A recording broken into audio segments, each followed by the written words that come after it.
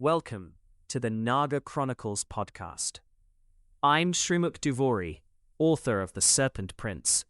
In today's episode, building a magic system from scripture and a season finale. This is it, Episode 15, the Season 1 finale of the Naga Chronicles Podcast. Before I get into today's topic, I want to take a moment to say thank you. Thank you for spending the last few months with me exploring Nagas, mythology, Hindu scripture, and the story behind the Serpent Prince. When I started this podcast, I didn't know if anyone would care about Shesha holding up the earth or Takshaka's complicated relationship with justice. You showed me that people do care, deeply, and that means everything. Today we're talking about something that was at the heart of every creative decision in the Serpent Prince. Building a magic system from real mythology. Then I want to share something exciting about what comes next, because Season 2 is going to go somewhere entirely new. Let's dive in. The core challenge. Every fantasy novel needs a magic system, but when your fantasy is rooted in real mythology, you face a unique challenge. How do you create something that feels like magic to a modern reader, while staying true to a tradition that doesn't think of these things as magic at all? In Hindu mythology, what we might call magic is really just how the universe works. It's natural law on a cosmic scale, and that distinction shaped everything about how power functions in the Serpent Prince. The source material Hindu mythology is full of what a fantasy reader would call magical abilities. Tapas, the power generated through austerity and meditation. In the text, sages and beings who perform intense penance accumulate spiritual energy that can be used to do extraordinary things. Curse enemies, bless allies, reshape reality. Shesha held up the earth because of the power he gained through tapas. Mantras, sacred sounds and phrases that when spoken correctly, produce real effects. The Sarpasatra worked because the priests chanted mantras powerful enough to summon serpents from across the world. Words have literal power in this tradition. Maya, the power of illusion and transformation. Nagas are shapeshifters. They can appear as humans, as serpents, as anything in between. This isn't deception in the negative sense, it's a natural ability, like a chameleon changing color. Nagamani, the serpent jewel. Certain powerful Nagas carry a luminous gem in their hoods. The texts are vague about exactly what it does, but it's associated with immense power, healing, and lot. According to tradition, Ulupi used a Nagamani to resurrect Arjuna.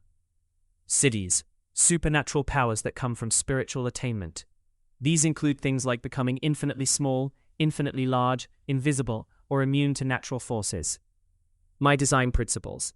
When building the power system for the Serpent Prince, I followed a few principles. Ground it in the texts. Every major ability in the book has a root in the mythology. I extrapolated from what the texts describe. If a Purana says Nagas can control water, I built a system around what that actually looks like in practice. Make it cost something. In the mythology, power always comes with conditions. Tapas requires sacrifice. Mantras require precise knowledge. Boons come with obligations. I maintained that principle. Nothing is free. Every use of power has a price, a limit, or a consequence. Keep it consistent. The mythology is vast and sometimes contradictory. I had to make choices about which elements to include and how they interact. Once I made those choices, I stuck with them. A magic system only works if the reader can trust its rules. Make it physical. This is a YA novel, and I wanted the powers to feel visceral and real, not just abstract energy, but water moving, ground shaking, light blazing from a serpent jewel. The reader should feel it. What I didn't include. There are elements of the mythology I deliberately left out of the power system. Not because they're not interesting, but because they didn't serve the story or would have made the system too complex. I didn't include the full range of siddhis. 8 classical supernatural powers is too many for a single novel to track. I chose the ones that mattered for the plot and left the rest. I downplayed the role of mantras as a power source. In the mythology, spoken words are one of the primary mechanisms of power. But in a YA novel, having characters chant Sanskrit phrases to activate abilities felt like it would create distance rather than immersion. I found other ways to activate the powers that felt more natural in a modern context. I simplified the cosmology. The full Hindu cosmological model involves 14 realms, multiple planes of existence, and a complex hierarchy of beings. The Serpent Prince focuses on Nagaloka and the human world. That's enough for one book. For fellow writers, if you're building a magic system from real-world mythology, my biggest piece of advice is don't strip mine the tradition for cool powers. Understand why those abilities exist in the mythology. Understand what they mean in context. Then translate that meaning into your fictional world. A power system that's just a list of cool abilities is forgettable. A power system that carries the weight and logic of an entire philosophical tradition, that's the kind that sticks with readers. The mythology already did the hard work. Your job is to honor it and make it sing in a new key. A look back at Season 1, 15 episodes. We covered a lot of ground together.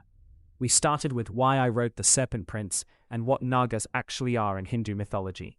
We went deep on the great serpents, Adishesha, Vasuki, Takshaka, Kaliya.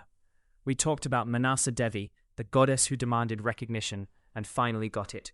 We explored Ulupi, Astika, Mukhalinda. We talked about the publishing journey, the research, the morally grey characters, and what readers often get wrong about Hindu mythology and fantasy. Every episode was really asking the same question. How do ancient stories speak to us now? I believe they do. I believe mythology isn't just history, it's alive.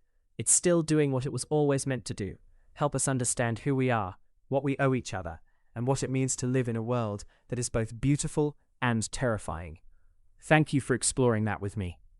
What comes next? Wings of Garuda. I have been sitting on this news, and I am so ready to share it.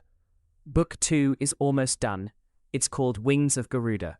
That's all I'm going to say for now, but if you know your mythology, you already know that the arrival of Garuda changes everything.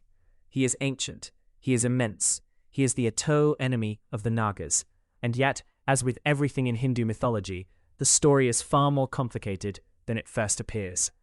Wings of Garuda picks up where the Serpent Prince left off, and it takes the world of the story somewhere I think you're going to love. More details soon. Season 2, The Garuda Chronicles. And that brings me to the podcast. Season 2 is coming, and we're going somewhere new. The Nagas have had their season. Now it's time to look up. In Season 2, we're going to explore the Garudas of Indian mythology, and there are more of them than you might think. Garuda isn't just one being. Across different texts, regions, and traditions, Garuda takes on different forms, different meanings, different relationships. There are the Suparna birds of the Vedas. There is Garuda as Vishnu's Vahana, his mount, his ally, his equal in some traditions. There is Garuda in Buddhist mythology. There is Garuda across Southeast Asia, in Bali, in Thailand, in Cambodia, where the great eagle became a symbol of royalty and protection. Season 2 will go all of that. The mythology, the history, the cultural spread, the spiritual meaning, and how all of it shaped my thinking for Book 2. The Nagas and the Garudas have been in conflict since the beginning of time. Season 2 is where that story continues. See you there. Thank you for Season 1. This has been the Naga Chronicles Podcast. I'm Srimukh Duvvuri, author of The Serpent Prince. Follow me on Instagram at Srimukh Duvvuri for updates on Wings of Garuda and Season 2. Until then, keep reading, keep questioning, and never underestimate a serpent. Thanks for listening to the Naga Chronicles Podcast. Follow me on Instagram at Srimukh Duvvuri and check out The Serpent Prince, a YA fantasy based on Hindu mythology. See you next time.